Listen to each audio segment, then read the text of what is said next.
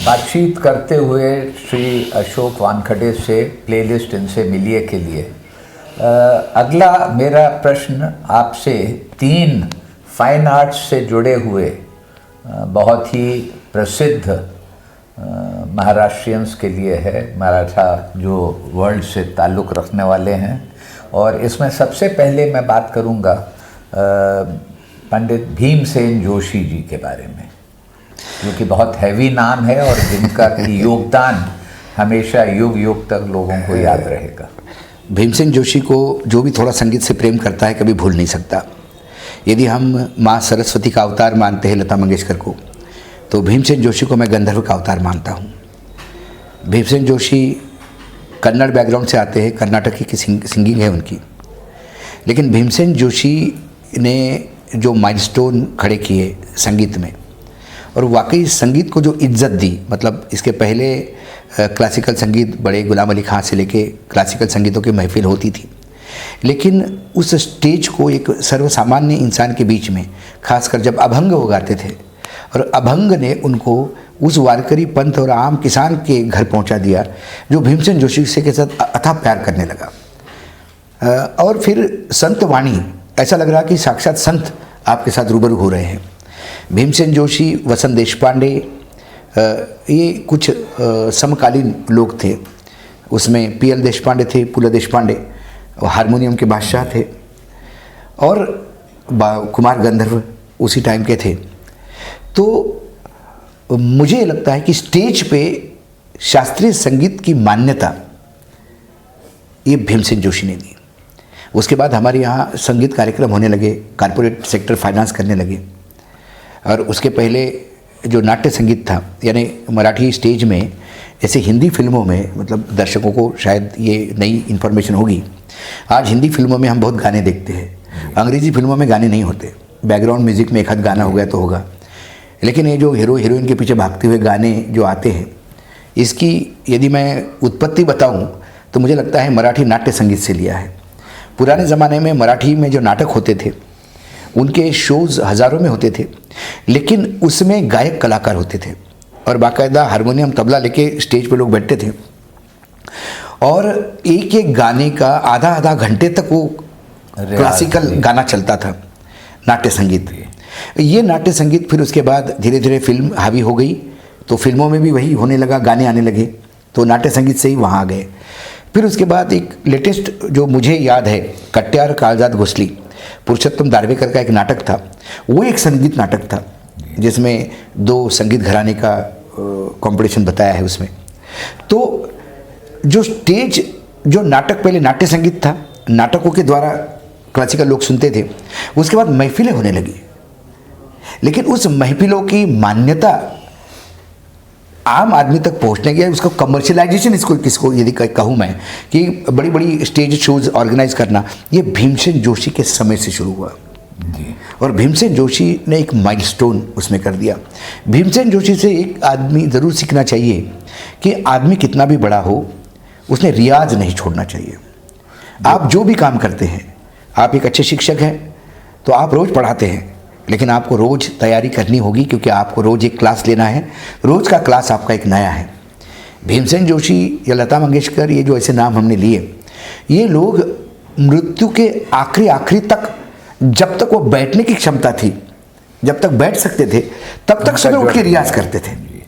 तो इसीलिए इनके सुर जो है वो एक पकड़ में है। एक वाकया हुआ भीमसेन जोशी का, एक मेरे मित्र ने सुनाया मुझे वो, और बहुत सौभाग्यशाली रहा वो मुंबई से पुणे जा रहा था, रास्ते में बस पंक्चर हो गई, और इसी घाटी में बस पंक्चर हो गई।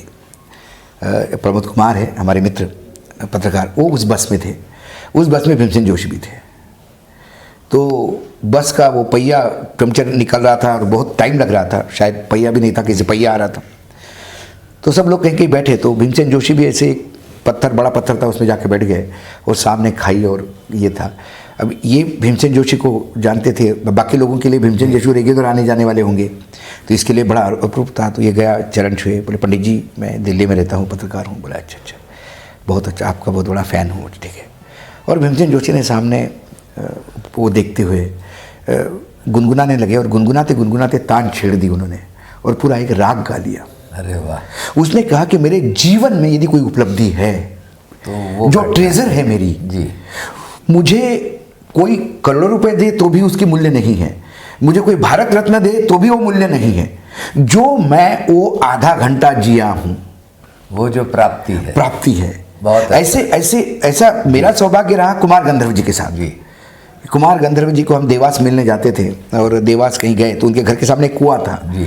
और उनका बेटा शिव कुमार थोड़ा सा मतलब लोग कहते थे कि, लेकिन वो उससे बड़ा गायक मैंने भी नहीं सुना है, लेकिन वो थोड़ा विमजिकल था। तो कट्टे पे बैठा है, कुमार जी उसको थाली से खाना खिला रहे, वो मना कर रहा है फिर भी खाना खिला रहे, फिर वो कुमार जी उसको गा के सुना रहे और हम पास में खड़े हुए कुमार जी को सुन रहे हैं। वो याददाश्त जो है वो लगता है कि बस वो क्षण जो है भगवान ने हमें वो ऐसा दिया है कि चलो तू इंसान के जन्म पैदा हुआ ना, चलो तुझे एक धरोहर में दे के जा रहा हूँ, वो कुछ क्षण है। तो वहाँ अब भीमसेन जोशी जी से अगला नाम जो मैं आपको ले रहा हूँ वो है पीएल देशपांडे। बाप रे, पुरुषोत्तम लक्ष्मण देशपांडे, पीएल देशपांडे, पूला देशपांडे कहते थे। उस आदमी के बारे में क्या है, कभी कभी भगवान ऐसे इंसान को जन्म देता है कि मुझे लगता है कि चल भाई तू ये भी रख ले, ये भी रख ले, ये भी रख ले, ये भी रख ले। बेहतरीन म्यूजिशियन, हारमोनियम पे उंगली, मतलब हारमोनियम इशारे पे चलती थी पूला देशपांडे के।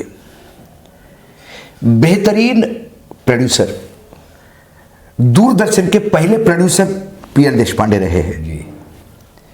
बेहतरीन व्यंग्य लेखक, बेहतरीन वक्ता, और ये अलग अलग विधाएं हैं जी। कथा कथन जी। मैं दर्शकों को बता रहा हूं कि आपने म्यूजिकल कंसर्ट सुने होंगे, कोई गायक का शो होता है, ऑर्केस्ट्रा होता है, वो देखते हैं आप कोई म्यूजिकल इंस्ट्रूमेंट सुनने जाते हैं। महाराष्ट्र में कथा सुनने लोग जाते हैं, 500 रुपए का टिकट लेके सिर्फ 3 घंटे में 3 कहानियां सुनाई जाती है। स्टेज पे कथा सुनाने वाला आता है, किस्सा गोई जिसको कहते हैं हम, अब ये थोड़ा थोड़ा जिंदा हो रहा है ये, वो आते हैं तो ये कथा कथन बोलते हैं उसको, कि कथा को सुनाना अपने स्टाइल में, वो एक कला है उसके ये परंपरा में। पर उन्होंने शुरुआत की, उस जमाने में ऑडियो कैसेट निकलते थे तो पीएल देशपांडे के ऑडियो कैसेट सबसे ज्यादा बिकते थे। वो एक गांव के लिए गए, कहीं ट्रैवल कर रहे थे, रास्ते में एक भैंस आ गई, वो गाड़ी ने भैंस को ठोक दिया, भैंस गिर गई। उसके बाद वो गांव इकट्ठा हो गया, उस पे कहानी का शीर्षक भैंस। और आप सुनते सुनते लोटपोट हो जाते हैं। कई बार तो ऐसा लगता है कि आपको टेप बंद करना पड़ता है, पढ़ते पढ़ते आपको कहना पड़ता था अगर छोड़ जाओ। उन्होंने एक किताब लिखी कि कौन लोगों से नहीं मिलना चाहिए जीवन में। उन्हें कहा कोई अपना घर बना रहा हो, नहीं मिलना चाहिए। क्यों? वो पूरा कथानक लिख लिया उन्होंने, बहुत कि जो अपना घर बनाता है वो जब आपको मिलता है तो इतना टॉर्चर करता है वो आपको कोई उसके घर में इंटरेस्ट नहीं होता। वो बोलता है आ जाओ ये देखो, फिर बोले वो पूरा मैप दिखाता है। उस मैप में अपने को समझ में नहीं आता कि बाथरूम किधर है, घर किधर है, क्योंकि अपने इंजीनियर नहीं है, लेकिन सुनना पड़ता है। दूसरा जो शिकार पे जाता है, बोले भैया हमको नहीं कुछ शिकार सुनना, लेकिन वो सुनाता है। तीसरा जो पर्यटन पे जाता है, बोला उधर से दिखाता कि देखा ये मैं, बोला छोटा फोटो, उस फोटो पे वो गधा है, कुत्ता है, घोड़ा है, पता नहीं पड़ता, उस पर ये बैठा है और ये बैठा, बोले भाई तीसरा मैं हूँ और आपको ये शादी के एल्बम दिखाने वाले। इतना व्यंगात्मक लिखा कि हंस के आदमी लोटपोट हो जाता था। उनके भाषण हो, ये मतलब लोगों ने दिया। अच्छा बेहतरीन म्यूजिक डायरेक्टर, ये बिल्कुल अलग विधाएं जैसे मैंने कहा। और इस कड़ी में तीसरा नाम मेरे पास है नाना पाटेकर का। फिर ऐसा मैं व्यक्तिगत रूप से जुड़ा हूँ। नाना का जो ससुराल है, उस ससुराल में मैं भी एक लड़का हूँ, तो मैं नाना को जीजा भी कह सकता हूँ ये स्थिति, क्योंकि नाना के जो बड़े साले हैं वो मुझे छोटा भाई मानते हैं। तो नाना का मेरा व्यक्तिगत भी परिचय है, काफ़ी बार मिलना भी हुआ है। नाना भी संघर्ष की उपज है। नाना स्टेज एक्टर बाद में, फिल्म एक्टर उसके बाद में, लेकिन नाना पहले बेहतरीन पेंटर, बेहतरीन फाइन आर्टिस्ट। जे स्कूल से उन्होंने डिप्लोमा किया है, मतलब डिग्री ली है। और जो बाला साहब भी थे और ये बाला साहब कार्टूनिस्ट थे, फ्री प्रेस जर्नल में ही कार्टूनिस्ट करके आए थे। उसके बाद मार्मिक का मैगजीन भी निकला था। तो नाना पाटेकर लिटरली घर में सब ठीक ठाक था, लेकिन फिर जैसा कि होता है कि मराठी कोंकणी है ये बेसिकली, कोंकण ने बहुत कलाकार दिए। पुला देशपांडे कोंकण से आते हैं, भीमसेन जोशी भी मैं कोंकण से तो नहीं कहूँगा, लेकिन वो जो बेल्ट है धारवाड़ वाला कि वो जो उसी का एक्सटेंशन है वहाँ से आते हैं। क्योंकि आपको अत्रे, प्राचार्य अत्रे जो मराठी के बहुत बड़े लेखक माने जाते हैं, वो भी कोंकण से आते हैं। कई सिंगर्स कोंकण से आएंगे। अभी आज भी मराठी स्टेज में मैक्सिमम कोंकण के लोग डोमिनेट है, क्योंकि एक मुझे लगता है कि उनके वो कला जो है वो उनके जीन्स में, मिट्टी में है। तो नाना पाटेकर भी वहीं से है। लोग कहते हैं कि नाना पाटेकर गुस्से है। नाना पाटेकर गुस्सेले नहीं है। नाना पाटेकर को नकली चीज़ नहीं अच्छी लगती, जो है आप be straight on the face. आप ये कहो कि नाना ये फालतू का रोल आपने कर दिया, ही विल अप्रिशिएट दैट। लेकिन आप नाना को मालूम है कि ये ज़बरदस्ती फालतू का रोल है, उसके बाद नाना क्या आपने एक्टिंग की, वो पूछेगा क्या एक्टिंग, आपने उस रोल में कुछ एक्टिंग देखी? मूर्ख सरी की बात करते हो, ज़बरदस्ती रोल किया, मुझे मालूम था मैंने कैसा किया। दैट इज़ नाना। तो नाना ने संघर्ष किया, पोस्टर पेंट करते थे, सड़कें पोतते थे काम के लिए। फिर स्टेज उनका एक प्यार था। स्टेज पे नाना ने खूब काम किया, और स्टेज पे काम करते समय भी तब नाना जूनियर थे, तो नाना को 50 रुपये मिलता था। तो स्टेज पे नाना को इनकरेज करना और साथ देना ये अशोक सराफ ने किया। मतलब लिटरली उसको पता था कि नाना की परिस्थिति ठीक नहीं है, नाना को पैसे चाहिए। उनको 250 रुपये मिलते थे एक शो के, नाना को 50 रुपये मिलते थे। तो वो नाना को कहता था कि नाना काम हो गया, स्टेज के बाद हाँ पहले जरा सर को मालिश कर। वो मालिश करते थे, ये 5 रुपये पकड़, सिर्फ इस तरह फिर से सप्लीमेंट हाँ, करते शाम को चलो पत्ते खेलते हैं। और अशोक सराफ हारते थे, पर नाना कहते थे कि क्या आप तुला ज़रूरत है ये। तो ये, और फिर उनको फिल्मों में मैंने जब कहा कि स्मिता जी लाई थी, स्मिता पाटिल। नाना सेल्फ कंटेंट इंसान है। मैं आपको बता दूं कि एक फिल्म के शूटिंग के लिए आए थे, और उसका फोटोग्राफर मुझे मालूम नहीं था कि नाना उस फिल्म में है। सिनेमा फोटोग्राफर जो थे वो थे रवि यादव, दक्षिण भारत से है, बहुत बड़े प्रोड्यूसर थे। कुछ फिल्में उनकी पिट गई तो फिर उन्होंने, क्योंकि वो कैमरामैन बेहतरीन कैमरामैन है, तो जितने अब्बास मस्तान की पिक्चर है वही करते हैं शूट, तो वो उसके थे। तो वो मेरे बहुत अच्छे मित्रों में से, बहुत अच्छे मित्र हैं, पारिवारिक मित्र। तो वो आए तो उन्होंने मुझे कहा कि I am in town, come with family.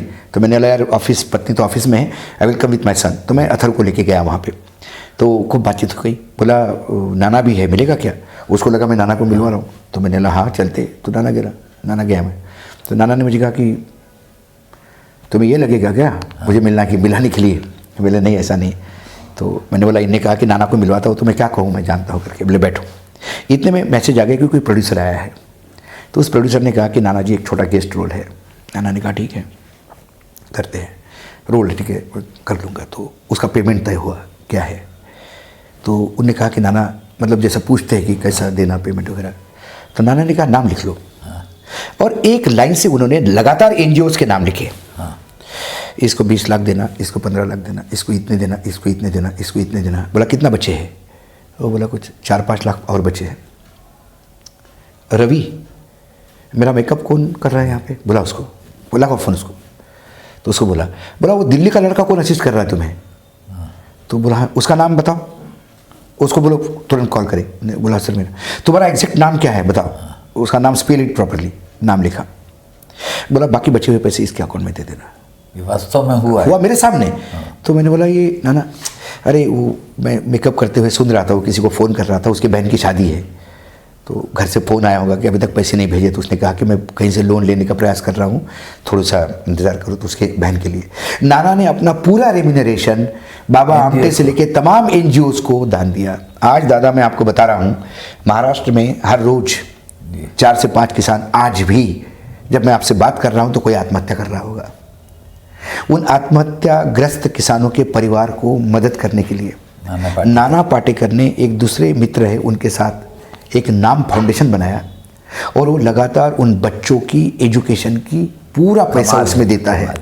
बाढ़ आई इसमें बिहार में, दीपक चौरसिया गणपति का टाइम उनके घर में उनका इंटरव्यू करने गए थे। तो तब दीपक चौरसिया को पता पड़ गया कि उन्होंने 20 करोड़ रुपए बिहार बाढ़ के लिए भेजे।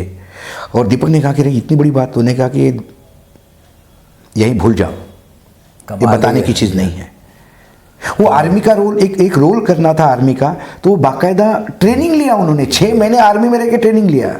कमाल है। तो एक रोल के लिए जान लगाता है। और जितना भी पैसा, पता नहीं, आज भी वो मुंबई में नहीं रहते, मुंबई में घर है उनका, वो पुणे के पास उनका 200 एकड़ का फार्म हाउस नहीं है, खेती है। This is difference between farm house and खेती। फार्म हाउस में खेती होती नहीं, बाकी सारी लेविश चीजें होती है, उसके यहाँ खेती ही होती है। आप कभी जाओगे फार्म हाउस में तो नाना आपको खेती करते हुए दिखेंगे। कमाल है। वो आज भी कहते हैं। एक दिन उन्होंने कहा कि कई बार वो किसी फंक्शन में जाते तो उनके कपड़े जो होते हैं अनप्रेस्ड होते हैं, शर्ट बाहर ये, और एक गमछा होगा वो भी थोड़ा सा मैला सा। तो किसी ने कहा कि नाना आप कपड़े तो प्रेस करते। बोला मैं ज़्यादा बंठन के आऊँगा तो लोग मेरे से दूर हो जाएंगे। मैं जिनके लिए काम कर रहा हूँ उन लोगों को लगना चाहिए कि मैं उनमें से एक हूँ।